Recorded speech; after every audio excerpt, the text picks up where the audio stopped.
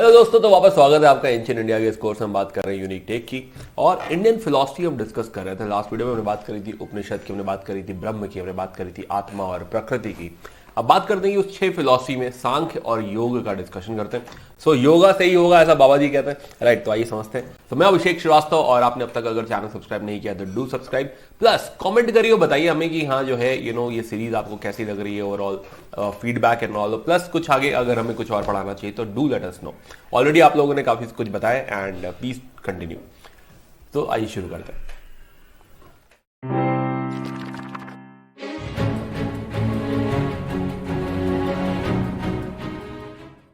बात करें कि ब्रह्म जो है, जो क्रिएटर ऑफ द यूनिवर्स है ना, जिन्हें आप परमात्मा भी कह सकते हैं, वो जो है यूनिवर्स से कितना अलग है, कितना नहीं है, इससे बहुत सारी फिलॉसफी से बहुत सारा थॉट प्रोसेस क्रिएट होता है। अब इसमें पहली फिलॉसफी जो है आस्तिक सिस्टम का पार्ट है। तो पहले हम लोग आस्तिक सिस्टम की बात करेंगे, ऑर्थोडॉक्स सिस्टम की बात करेंगे, वो सिस्टम जो वेदों से डिराइव होता है। तो सबसे पहले उसमें हम टेकअप करने वाले हैं सांख्य और योग। तो सांख्य और योग, तो षड दर्शन, हर दर्शन में, इन 6 फिलॉसफी में हर दर्शन में आप देखेंगे कि कोई फाउंडर भी है। फॉर एग्जाम्पल सांख्य का जो प्रोपाउंडर माने जाते हैं वो है कपिल जी, और जो सूत्र है, जो मेन जो टेक्स्ट माना गया है वो है सांख्य सूत्र।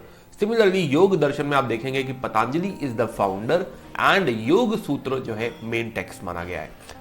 तो फिलहाल तो षड दर्शन, तो ये माइंड मैप आपको हेल्प करेगा जो है आपको बाद में समझने के लिए कि हाँ मैंने आपको क्या पढ़ाया। तो this is for quick revision, specially अगर आप यूपीएससी या किसी और एग्जाम की तैयारी कर रहे हैं तो आपको ये हेल्प करेगा।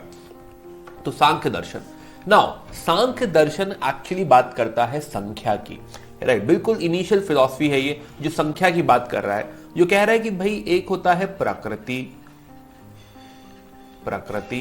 और प्रकृति में अगर कुछ एलिमेंट्स ऐड कर दिए जाएं, 3 गुण अगर ऐड कर दिए जाएं, जिनको कहा गया है रजोगुण, तमोगुण एंड सतोगुण। अगर ये जो है, जो प्रकृति बिल्कुल प्राइमोर्डियल मैटर है, बिल्कुल बेसिक मैटर है, अगर उस बेसिक मैटर में रजोगुण, तमोगुण, सतोगुण ऐड कर दिया जाए तो क्या होता है, यहां पे क्रिएट होता है आपकी डिफरेंट एलिमेंट्स। जैसे बोला जाएगा अहम क्रिएट होगा, अहंकार है ना, मन क्रिएट होगा, बुद्धि क्रिएट होगी। ऐसे करते करते इस डिफरेंट कॉम्पोजिशन से कुछ टोटल 23 चीजें क्रिएट करी जा सकती है, और 24वीं है प्रकृति। तो संख्या की बात करी गई है कि भाई ऐसा टोटल 24 कॉन्स्टिट्यूएंट होता है। अब इनिशियली आप देखिए तो क्या इसमें गॉड की बात है? We will realise no. क्या आत्मा की बात है? We will realise no. क्या कोई पावर, सुपर पावर की बात हो रही है? We will realise no. तो इनिशियली ये जो है फिलॉसफी हमको दिख रही है, ये एक एथियस्टिक फिलॉसफी दिख रही है, जिसमें भगवान नहीं है, कोई ऐसी सुपर पावर भी नहीं है। Around 4th century AD, 4th century के आसपास इसमें एक और एलिमेंट ऐड किया गया विच वॉज पुरुष, और ये टोटल जो हो गया ये 23 + 24 + 1 25, टोटल 25 संख्या हो गई लेटर ऑन।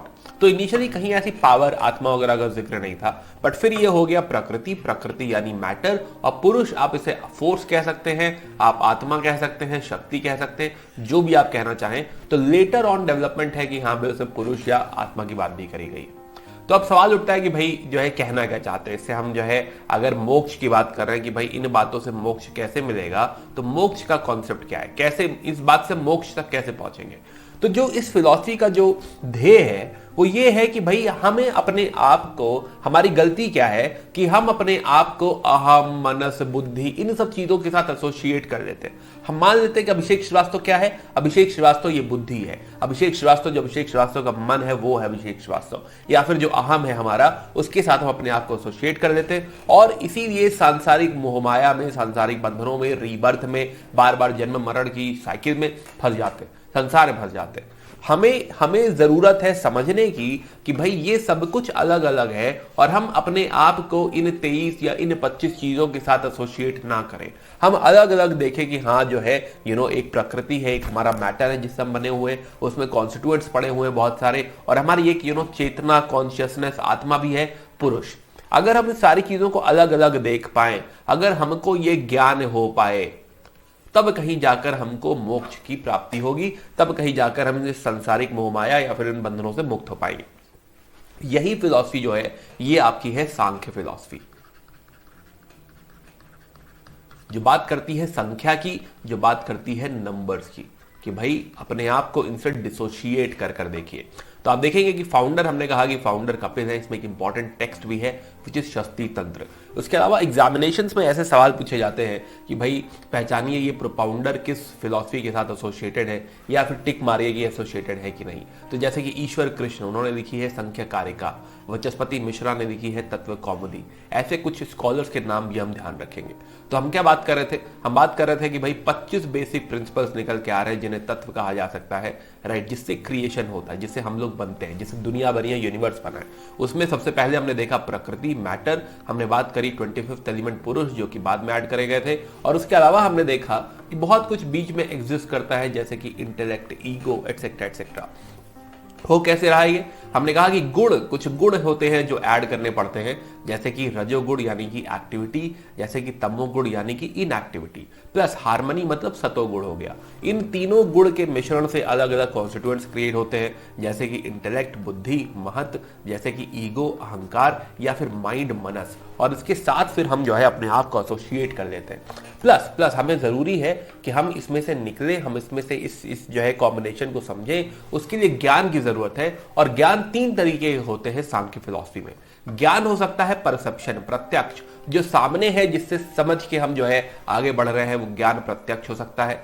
ज्ञान हो सकता है इन्फरेंस, कि हमने कहीं से अनुमान लगाया है, इन्फर किया है, इसके द्वारा हमको ज्ञान की प्राप्ति हो सकती है। और तीसरा, कोई पढ़ा दे, कोई यूट्यूब वीडियो बना दे, राइट, तो हियरिंग, तो शब्द द्वारा भी क्या ज्ञान की प्राप्ति हो सकती है, यस। तो अगर हम इस ज्ञान द्वारा, इन तीन रस्तों द्वारा, परसेप्शन, इन्फरेंस और जो है आपका शब्द, इसके द्वारा अगर हम समझ सके कि भाई ये अलग है और ये अलग है और ये अलग है, आत्मा अलग है, पुरुष अलग है, तब जो है हमको कैवल्य की प्राप्ति या फिर फ्रीडम मिल पाएगा, मोक्ष मिल पाएगा। ऐसा सांख्य फिलॉसफी में कहा गया है।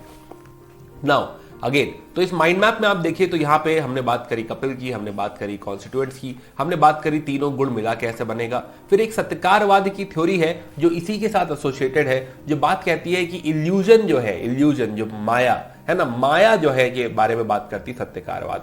तो माया, सत्यकारवाद कहता है कि action lies in its cause before its origin. तो सत्यकारवाद कहता है कि कुछ भी होने से पहले जो है, जो उसका कारक है, फॉर एग्जाम्पल वीडियो देखने से पहले, आप ये मेरा जो वीडियो ये जो है जो आप देख रहे हैं, इस वीडियो तक पहुंचने से पहले, क्योंकि आइदर आपको हिस्ट्री में इंटरेस्ट है, या फिर आप यूपीएससी की तैयारी कर रहे हैं, या फिर किसी और एग्जाम की तैयारी कर रहे हैं, उस कॉज में आपका ये वीडियो देखना निहित था। ये जो थ्योरी है, यही थ्योरी सत्यकारवाद की थ्योरी है। तो फिलहाल तो ये बात करते कि जो है हम देखेंगे कि सांख्य फिलॉसफी गॉड की बात नहीं करती। सांख्य फिलॉसफी पुरुष हुआ है ऐड, बट वो लेटर डेवलपमेंट है। वो बात करता है इटर्नल प्योर कॉन्शियसनेस की, और अविद्या यानी इग्नोरेंस की वजह से हम अपने आप को प्रकृति के साथ एसोसिएट कर लेते हैं, और इसीलिए हमारा आत्मा जो है वो भटक रही है, ट्रांसमाइग्रेशन ऑफ सोल हो रहा है। सॉल्यूशन क्या है? सॉल्यूशन है ज्ञान मार्ग, सॉल्यूशन है परसेप्शन, इन्फरेंस, हियरिंग, और उसके थ्रू हमको कैवल्य की प्राप्ति होगी। पुरुष और बाकी सारे एलिमेंट्स और प्रकृति हमको अलग अलग दिखने लगेंगे, जिससे हमको मिलेगा मोक्ष। पहली फिलॉसफी सांख्य फिलॉसफी, जो हमने बात करी मोक्ष के बारे में। दूसरी फिलॉसफी समझे, दूसरी फिलॉसफी योग के बारे में, योगा। तो बाबा रामदेव कहते भी है योगा करिए, योगा से ही होगा, है ना। तो बाबा रामदेव की बात वहीं से उठाई भी हमने। अच्छा, बाय द वे एक अहम ब्रह्मास्मि का कॉन्सेप्ट अभी डिस्कस करना है, राइट। वो लास्ट वीडियो का हमारा मीम था, लेकिन हमने जो है हम उसे टेकअप करेंगे वेदांता के साथ, तो आगे बात करेंगे अहम ब्रह्मास्मि की। बट फिलहाल तो योग स्कूल के मेन प्रोपाउंडर है पतंजलि, और जो योग सूत्र है वो है प्रिंसिपल टेक्स्ट। तो एक्चुअली योग सूत्र इज नथिंग बट संख्या, राइट, बिल्कुल संख्या ही है ये। वही बात ये कहते हैं, ये उसमें कुछ और नहीं ऐड कर रहे हैं।